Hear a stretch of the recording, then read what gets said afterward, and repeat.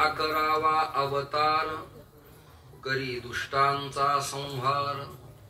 नाम घेता विघ्ने जाय त्याचा महिमा वर्णू काय। कपिकुळाचे मंडन शरण एका जनार्दन। नाम घेता विघ्ने जाय त्याचा महिमा वर्णू काय।